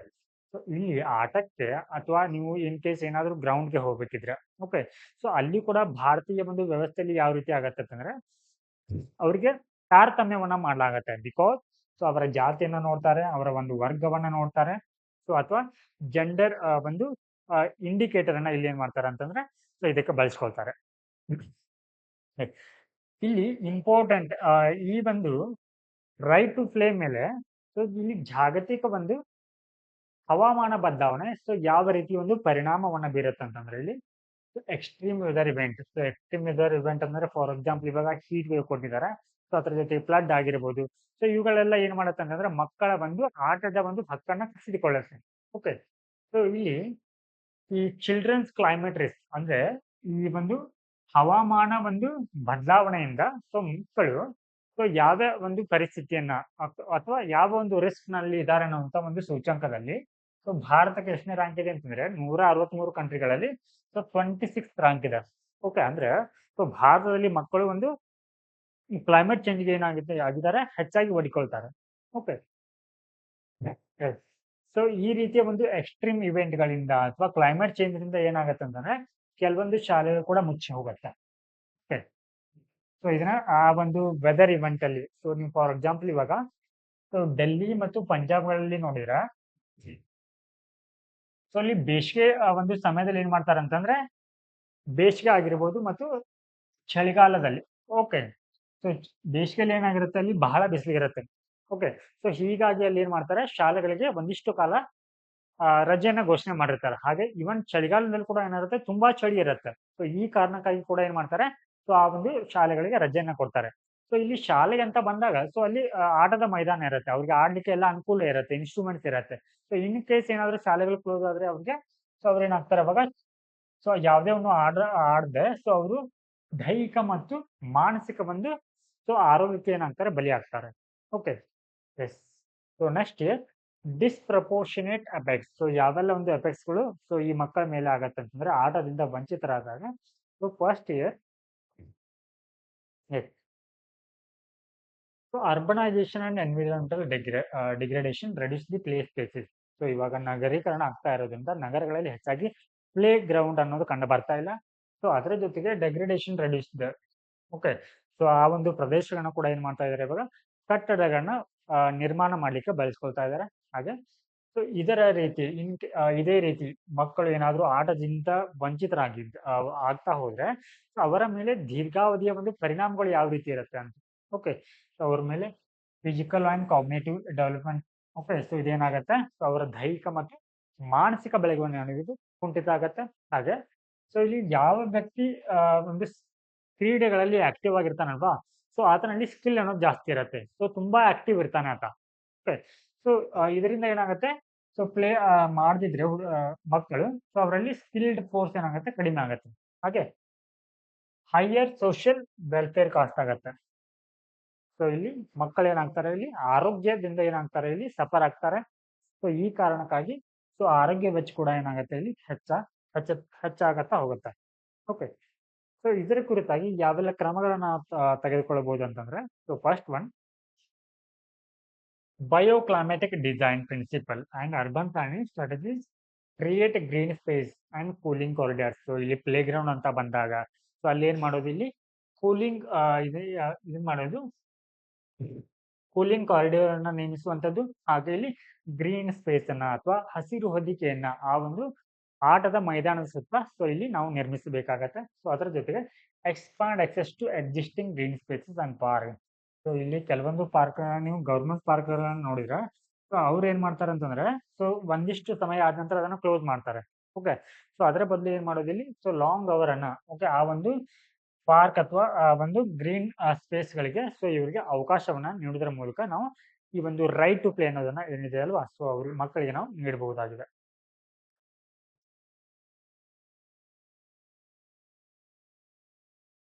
Yes, now let us see the next topic. Trying juvenile as adults is not the answer ಅಂತ ಇದೆ. So ಇತ್ತೀಚೆಗೆ ನೀವು ಪುಣೆಯಲ್ಲಿ ಒಂದು incident ಆಗಿತ್ತು. ಏನಂದ್ರೆ ಪೋಷಕರು ಅಪಘಾತದ ಪ್ರಕರಣದಲ್ಲಿ ಸೊ ಅಲ್ಲಿ ಮೈನರ್ ಇರುವಂತ ಅಥವಾ ಅಪ್ರಾಪ್ತನಿರುವಂತ ಬಾಲಕ ಏನ್ ಮಾಡ್ತಾನೆ ಅಂತಂದ್ರೆ ಸೊ ಕಾರ್ ಆಕ್ಸಿಡೆಂಟ್ ನಲ್ಲಿ ಸೊ ಇಬ್ಬರ ಒಂದು ಮರಣಕ್ಕೆ ಕಾರಣವಾಗಿರ್ತಾನೆ. ಸೊ ಈ ಹಿನ್ನೆಲೆಯಲ್ಲಿ ಏನಂತಂದ್ರೆ ನಮ್ಗೆ ಜುವೆನೈಲ್ ಜಸ್ಟಿಸ್ ಆಕ್ಟ್ ಅಂತ ಬರುತ್ತೆ ಅಥವಾ ಬಾಲ ನ್ಯಾಯ ಕಾಯ್ದೆ ಅಂತ. ಸೊ ಇದೇನ್ ಹೇಳತ್ತೆ ಈ ರೀತಿಯ ಒಂದು ಅಪರಾಧಗಳು ನಡೆದಾಗ ಸೊ ಜುವೆನೈಲ್ ಜಸ್ಟಿಸ್ ಆಕ್ಟ್ ಅನ್ನೋದು ನಮ್ಗೆ ಸೊ ಯಾವ ಮಕ್ಕಳು ಕಾನೂನೊಂದಿಗೆ ಸಂಘರ್ಷದಲ್ಲಿ ಇರ್ತಾರಲ್ವಾ ಸೊ ಅಂತಹ ಮಕ್ಕಳ ಹಕ್ಕುಗಳ ಕುರಿತು ಸೊ ಈ ಒಂದು ಕಾಯ್ದೆ ಹೇಳುತ್ತೆ. ಏನಿದು ಕಾನೂನಿನ ಸಂಘರ್ಷ ಅಂತಂದ್ರೆ ಸೊ ಯಾರು ಮೈನರ್ ಅಂದ್ರೆ ಸೊ 18 ವರ್ಷಕ್ಕಿಂತ ಕೆಳಗಿರುವಂತ ಮಕ್ಕಳು ಸೊ ಇನ್ ಕೇಸ್ ಯಾವ್ದಾದ್ರು ಕ್ರೈಮ್ ನಲ್ಲಿ ಭಾಗಿಯಾಗಿದ್ದಾಗ ಸೊ ಅವರ ಹಕ್ಕುಗಳ ಕುರಿತು ಸೊ ಇದು ಮಾತನಾಡುತ್ತೆ. ಓಕೆ, ಸೊ ನಾವಿವಾಗ ಸೊ ಆ ಒಂದು ಇನ್ಸಿಡೆಂಟ್ ನಲ್ಲಿ ಏನ್ ಮಾಡುತ್ತೆ ಅಂತಂದ್ರೆ ಸೊ ಇಲ್ಲಿ ಜುವೆನೈಲ್ ಜಸ್ಟಿಸ್ ಬೋರ್ಡ್ ಅಂತ ಬರುತ್ತೆ. ಓಕೆ, ಸೊ ಇದೇನ್ ಮಾಡುತ್ತೆ ಅವ್ರಿಗೆ ಆ ಒಂದು ಮಗು ಏನ್ ಮಾಡುತ್ತೆ ಸೊ ಬೇಲ್ ಅನ್ನ ಕೊಡುತ್ತೆ. ಓಕೆ, ಸೊ ಈ ಬೇಲ್ಸ್ ನೀಡಿರೋದು ಸಾಕಷ್ಟು ವಿವಾದವಾದ ನಂತರ ಏನ್ ಮಾಡ್ಲಾಗತ್ತೆ ಸೊ ಅದನ್ನ ಸೊ ಇಲ್ಲಿ ಹೋಮ್ ಡಿಟೆನ್ಷನ್ಗೆ ಕೊಡ್ತಾರೆ. ಓಕೆ,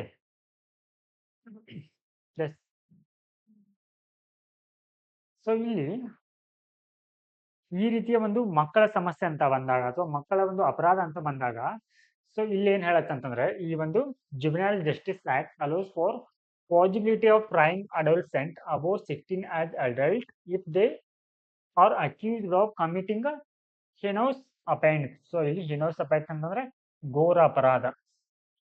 ಓಕೆ, ಸೊ ಯಾವುದಕ್ಕೆ ನಾವು ಘೋರ ಅಪರಾಧ ಅಂತ ಕರಿತೀವಿ ಅಂತಂದ್ರೆ ಇಲ್ಲಿ 16 ವರ್ಷದ ಅಥವಾ 16 ವರ್ಷ ಮೇಲ್ಪಟ್ಟ ಅಡಲ್ಟ್ಸ್ಟೆಂಟ್ ಅಥವಾ ವಯಸ್ಕ. ಓಕೆ,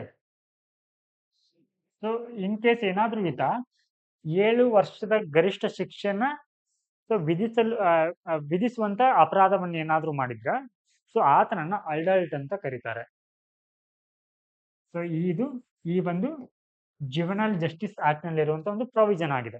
ಓಕೆ, ಸೊ ಇಲ್ಲಿ ಈ ಘೋರ ಅಪರಾಧ ಅಂತ ಯಾವ್ದಕ್ಕೆಲ್ಲ ಕರೀತಾರೆ ಅಂತಂದ್ರೆ ಈ ಒಂದು ಆಕ್ಟ್ ಅಡಿಯಲ್ಲಿ ಡೇಂಜರಸ್ ಒಂದು ಇದು ಏನು ಸೀರಿಯಸ್ ಅಫೆನ್ಸ್ ಅಂತ. So here had no minimum sentence but has a maximum sentence of more than 7 year. So ಇಲ್ಲಿ ಮೇಲೆ ಹೇಳಿದ ಹಾಗೆ ಸೊ ಇದರ ಅಡಿಯಲ್ಲಿ 7 ಇಯರ್ ಮ್ಯಾಕ್ಸಿಮಮ್ ಪನಿಷ್ಮೆಂಟ್ ಇದ್ರೆ ಸೊ ಅವರನ್ನ ನಾವೇನಂತ ಕರಿತೀವಿ ಸೊ ಅಡಲ್ಟ್ಸ್ ಅಂತ ಕನ್ಸಿಡರ್ ಮಾಡ್ತಾರೆ ಅಂತ. ಓಕೆ,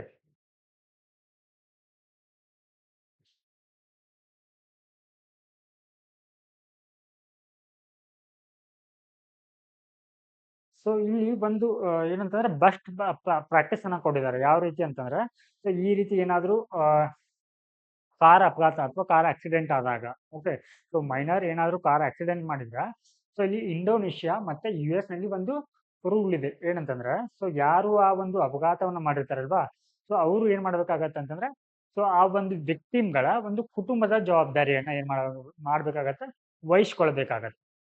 ಸೊ ಇದನ್ನ ನಾವು ಸೊ ಬೆಸ್ಟ್ ಪ್ರಾಕ್ಟೀಸ್ ನಲ್ಲಿ ಇದನ್ನ ಬಳಸ್ಕೊಳ್ಬಹುದು. So here so Indonesia and US.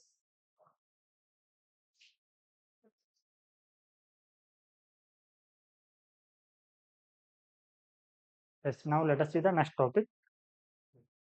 With 2 new judges, Supreme Court back to its full judicial strength ಅಂತ ಇದೆ. So here full judicial strength ಅಂತ ಮೆನ್ಷನ್ ಮಾಡಿದ್ದಾರೆ. ಸೊ ಹೀಗಾಗಿ ನಮ್ಗೆ ಇದು ಇಂಪಾರ್ಟೆಂಟ್ ಆಗುತ್ತೆ. ಏನಂತಂದ್ರೆ ಸೊ ಇಲ್ಲಿ ಸದ್ಯಕ್ಕೆ ಇರುವ ಒಂದು ಮ್ಯಾಕ್ಸಿಮಮ್ ಸ್ಟ್ರೆಂತ್ ಎಷ್ಟಿದೆ ಅಂತಂದ್ರೆ ಸುಪ್ರೀಂ ಕೋರ್ಟ್ ಇದ್ದು 34 ಜಡ್ಜಸ್ ಇದೆ. ಓಕೆ, ಸೊ ಇವಾಗ ಇಬ್ಬರನ್ನ ಆಯ್ಕೆ ಮಾಡಿದ್ದಾರೆ ಈ ಒಂದು ಸುಪ್ರೀಂ ಕೋರ್ಟ್ಗೆ. ಸೊ ಹೀಗಾಗಿ 32 ಪ್ಲಸ್ 34 ಫುಲ್ ಸ್ಟ್ರೆಂತ್ ಆಗುತ್ತೆ. ಸೊ ಈ 34 ಅಲ್ಲಿ ಇದು ಮ್ಯಾಕ್ಸಿಮಮ್ ಲಿಮಿಟ್ ಇದು. ಓಕೆ, ಸೊ ಇದನ್ನ ಹೊರತು ಮಾಡೋದಿಲ್ಲ. ಸೊ ಜಡ್ಜಸ್ ಗಳ ಸಂಖ್ಯೆನ ಸೊ ವಿಸ್ತರಣೆ ಮಾಡೋ ಹಾಗಿಲ್ಲ. ಸೊ ಇದರಲ್ಲಿ 34 ಅಲ್ಲಿ 33 ಪ್ಲಸ್ 1 ಅಂದ್ರೆ 33 ಜಡ್ಜಸ್ ಇರ್ತಾರೆ, ಒಬ್ರು ಚೀಫ್ ಜಸ್ಟಿಸ್ ಆಫ್ ಇಂಡಿಯಾ ಇರ್ತಾರೆ. ಸೊ ಇವರನ್ನ ಸೇರಿಸಿ 34 ಟೋಟಲ್ ಸ್ಟ್ರೆಂತ್ ಆಗುತ್ತೆ. ಸೊ ಇವಾಗ ಈ ಜಡ್ಜಸ್ಗಳನ್ನ ಓಕೆ ಸೊ ಯಾರು ಆಯ್ಕೆ ಮಾಡ್ತಾರೆ? ಫಸ್ಟ್ ಒನ್ ಸೊ ಇವರನ್ನ ಅಪಾಯಿಂಟ್ಮೆಂಟ್ ಮಾಡೋದು ಸೊ ಪ್ರೆಸಿಡೆಂಟ್ ಅವರು ಅಪಾಯಿಂಟ್ ಮಾಡ್ತಾರೆ. ಓಕೆ, ಇವ್ರು ಪ್ರೆಸಿಡೆಂಟ್ ಅವರು ಅಪಾಯಿಂಟ್ ಮಾಡುವಂತ ಸಂದರ್ಭದಲ್ಲಿ ಸೊ ಇವರು CJ ಅವರ ಓಕೆ CJ ಸೊ ಇವರು ಕೊಲಿಜಿಯಂ ಅಂತ ಬರುತ್ತೆ. ಕೊಲಿಜಿಯಂ ಬಗ್ಗೆನೂ ಕೂಡ ನಿಮಗೆ ಪ್ರೀವಿಯಸ್ ಕ್ಲಾಸ್ನಲ್ಲಿ ಹೇಳಿದ್ದೀನಿ. ಸೊ ಇವರು ಈ ಕೊಲಿಜಿಯಂನ ಹೆಡ್ ಆಗಿರ್ತಾರೆ. ಓಕೆ, ಸೊ ಈ ಕೊಲಿಜಿಯಂನಲ್ಲಿ 5 ಮೆಂಬರ್ಸ್ ಇರ್ತಾರೆ. ಸೊ 5 ಅಂತಂದ್ರೆ ಸೊ 1 CJ ಇರ್ತಾರೆ, 1+4 so senior most judges of the supreme court ಅವರು ಇರ್ತಾರೆ. ಸೊ ಇವ್ರು ಏನ್ ಮಾಡ್ತಾರೆ ಅಂತಂದ್ರೆ ಸೊ ಇವ್ರಿಗೆ ಈ ಒಂದು ಹೆಸರನ್ನ ರೆಕಮೆಂಡೇಶನ್ ಮಾಡ್ತಾರೆ, ಶಿಫಾರಸನ್ನ ಮಾಡ್ತಾರೆ. ಶಿಫಾರಸನ್ನ ಮಾಡಿದ ನಂತರ ಇವ್ರು ಏನ್ ಮಾಡ್ತಾರೆ, ಸೊ ಪ್ರೆಸಿಡೆಂಟ್ ಅವರು ಸೊ ಈ ಒಂದು ಜಡ್ಜಸ್ಗಳನ್ನ ಅಥವಾ ಸುಪ್ರೀಂ ಕೋರ್ಟ್ ಜಡ್ಜಸ್ಗಳನ್ನ ಆಯ್ಕೆನ ಮಾಡ್ತಾರೆ. ಓಕೆ, ಸೊ ಆಯ್ಕೆ ಮಾಡಿದ ನಂತರ ಸೊ ಇಲ್ಲಿ ಎಸ್, ಸೊ ಇಲ್ಲಿ ಕಾನೂನು ಸಚಿವಾಲಯ ಅಂತ ಬರುತ್ತೆ. ಸೊ ಇವ್ರೇನ್ ಮಾಡ್ತಾರೆ, ಸೊ ಇವರ ಹೆಸರನ್ನ ಅಧಿಸೂಚನೆಯ ಮೂಲಕ ಸೊ ಇವರನ್ನ ಹೆಸರನ್ನ ಘೋಷಣೆಯನ್ನ ಮಾಡ್ತಾರೆ. ಓಕೆ, ಸೊ ಇಲ್ಲಿ ಟೋಟಲ್ ಸ್ಟ್ರೆಂತ್ ಅನ್ನ ಸುಪ್ರೀಂ ಕೋರ್ಟ್ ನ ಸ್ಟ್ರೆಂತ್ ಅನ್ನ ಯಾರು ಡಿಸೈಡ್ ಮಾಡ್ತಾರೆ ಅಂತಂದ್ರೆ ಆ ಒಂದು ಅಧಿಕಾರ ಯಾರಿಗಿರುತ್ತೆ, ಪಾರ್ಲಿಮೆಂಟ್ಗೆ ಇರುತ್ತೆ. ಓಕೆ, ಅಂದ್ರೆ ಸಂಸತ್ತಿಗೆ ಆ ಒಂದು ಅಧಿಕಾರ ಇರುತ್ತೆ. ಸೊ ಒರಿಜಿನಲಿ ಸೊ ಅಂದ್ರೆ ಸಂವಿಧಾನ ಯಾವಾಗ ಜಾರಿಗೆ ಬಂದಾಗ ಸುಪ್ರೀಂ ಕೋರ್ಟ್ ನ ಟೋಟಲ್ ಸ್ಟ್ರೆಂತ್ ಎಷ್ಟಿತ್ತು ಅಂತಂದ್ರೆ ಸೊ 8 ಇತ್ತು. ಓಕೆ, ಸೊ ಅದನ್ನ ಇವಾಗ ಏರಿಕೆ ಮಾಡ್ಕೊಳ್ತಾ ಬಂತ ಸೊ 34ಗೆ ಬಂದಿದೆ. ಸೊ ಯಾಕಂತಂದ್ರೆ ಯಾಕೆ ಏರಿಕೆನ ಮಾಡ್ತಾರೆ ಅಂತಂದ್ರೆ ಭಾರತದಲ್ಲಿ ಒಂದು ಪ್ರಕರಣಗಳ ಒಂದು ಸೊ ಇಲ್ಲಿ ಏನಾಗ್ತಾ ಇದೆ ಅಂದ್ರೆ ಬಾಕಿ ಬಹಳ ಇದೆ, ಪೆಂಡೆನ್ಸಿ ಆಫ್ ದ ಕೇಸಸ್ ಜಾಸ್ತಿ ಇರೋದ್ರಿಂದ ಸೊ ಇಲ್ಲಿ ಜಡ್ಜಸ್ಗಳ ಸಂಖ್ಯೆನ ಸೊ ಏರಿಕೆನ ಮಾಡ್ತಾ ಇದ್ದಾರೆ. ಸೊ ಇಲ್ಲಿ ಸುಪ್ರೀಂ ಕೋರ್ಟ್ ನ ಜಡ್ಜಸ್ ಆಗ್ಬೇಕಂತಂದ್ರೆ ಸೊ ಕೆಲವೊಂದಿಷ್ಟು ಕ್ರೈಟೇರಿಯಾ ಬರುತ್ತೆ, ಮಾನದಂಡಗಳಿರುತ್ತೆ ಅಥವಾ ಕ್ವಾಲಿಫಿಕೇಶನ್ ಅಂತ ಕರಿತೀವಿ. ಸೊ ಏನ್ ಕ್ವಾಲಿಫಿಕೇಶನ್ ಇರ್ಬೇಕು ಅವ್ರಿಗೆ, ಸೊ ಅಥವಾ ಅರ್ಹತೆ. ಓಕೆ, ಸುಪ್ರೀಂ ಕೋರ್ಟ್ ನ ಜಡ್ಜಸ್ ಆಗಿ ಆಯ್ಕೆ ಆಗ್ಬೇಕಿದ್ರೆ ಸೊ ಮೊದಲನೇದಾಗಿ ಅವರು ಆ ಒಂದು ವ್ಯಕ್ತಿ ಸೊ ಇಲ್ಲಿ ಹೈಕೋರ್ಟ್ ನಲ್ಲಿ 5 ವರ್ಷ ಜಡ್ಜ್ ಆಗಿ ಕೆಲಸ ಮಾಡಿರ್ಬೇಕು. ಅಂಡ್ ಸೆಕೆಂಡ್ ಒನ್, ಹೈಕೋರ್ಟ್ ನಲ್ಲಿ 10 ವರ್ಷ ಅಡ್ವೊಕೇಟ್ ಆಗಿ ಕಾರ್ಯವನ್ನು ಮಾಡಿರ್ಬೇಕು. ಅಂಡ್ ದ ನೆಕ್ಸ್ಟ್ ಕ್ವಾಲಿಫಿಕೇಶನ್ ಏನಂತಂದ್ರೆ ಸೊ ಈ ಒಂದು ಆಯ್ಕೆ ಆಗುವಂತ ವ್ಯಕ್ತಿ ಅಥವಾ ಹೈಕೋರ್ಟ್ ಈ ಸುಪ್ರೀಂ ಕೋರ್ಟ್ಗೆ ಜಡ್ಜ್ ಆಗಿ ನೇಮಕಗೊಳ್ಳುವಂತ ವ್ಯಕ್ತಿ ಸೊ ಇಲ್ಲಿ ಪ್ರೆಸಿಡೆಂಟ್ ಅವರ ದೃಷ್ಟಿಯಿಂದ ಓಕೆ ಸೊ ಅವರೊಬ್ರು ಡಿಸ್ಟಿಂಗ್ವಿಶ್ಡ್ ಜುರಿಸ್ಟ್ ಆಗಿರ್ಬೇಕು ಅಥವಾ ಉತ್ತಮ ಒಂದು ನ್ಯಾಯವಾದಿ ಅಂತ ಕರೆಸ್ಕೊಂಡಿರ್ಬೇಕು, ಜುರಿಸ್ಟ್. ಓಕೆ, ಸೊ ಅಂತವ್ರು ಏನಾಗ್ತಾರೆ ಅಂತಂದ್ರೆ ಸೊ ಈ ಒಂದು ಸುಪ್ರೀಂ ಕೋರ್ಟ್ ನ ಜಡ್ಜ್ ಆಗ್ಲಿಕ್ಕೆ ಅರ್ಹರಾಗಿರ್ತಾರೆ.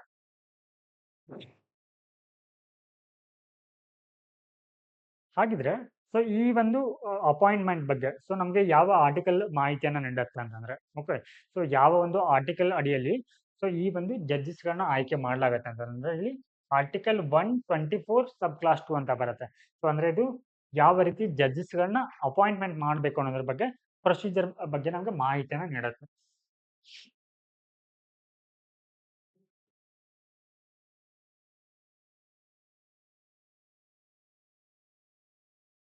ಎಸ್, ಸೊ ಇವಾಗ ಸೊ ಪ್ರಿಲಿಮ್ಸ್ ರಿಲೇಟೆಡ್ ಆಗಿರುವಂತ ಒಂದು ಕ್ವಶನ್ ನೋಡೋಣ.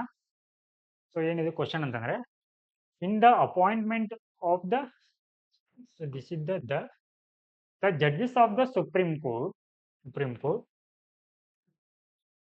the recommendation of the collegium consisting of the Chief Justice of India and 4 of the senior most judges of the Supreme Court is binding on the President of India because okay so ಇಲ್ಲಿ ಈ ಒಂದು collegium ಏನಿದೆ ಅಲ್ವಾ so ಇವರು ಶಿಫಾರಸು ಮಾಡುವಂತ ಹೆಸರುಗಳು ಏನಾಗಿರುತ್ತೆ ಅಂತಂದ್ರೆ ಪ್ರೆಸಿಡೆಂಟ್ ಅವ್ರ ಮೇಲೆ ಬೈಂಡಿಂಗ್ ಆಗಿರುತ್ತೆ. ಬೈಂಡಿಂಗ್ ಅಂತಂದ್ರೆ ಏನು, ಸೊ ಇವರು ಹೇಳಿರುವಂತಹ ಒಂದು ಹೆಸರನ್ನ ಅವರು ಕಡ್ಡಾಯವಾಗಿ ಏನ್ ಮಾಡ್ಬೇಕಾಗತ್ತೆ ಅಂತಂದ್ರೆ ಸೊ ಒಪ್ಪಿಕೊಳ್ಬೇಕಾಗತ್ತೆ. ಓಕೆ, ಸೊ ಇದು ಏನಂತ ಕೇಳಿದ್ದಾರೆ, ಇದನ್ನ ಒಪ್ಕೊಳ್ತಾರಲ್ವಾ, ಸೊ ಯಾಕೆ ಅಂತ ಕೇಳಿದ್ದಾರೆ. ಬಿಕಾಸ್ ಇಲ್ಲಿ 4 ಆಪ್ಷನ್ ಅನ್ನ ಕೊಟ್ಟಿದ್ದಾರೆ.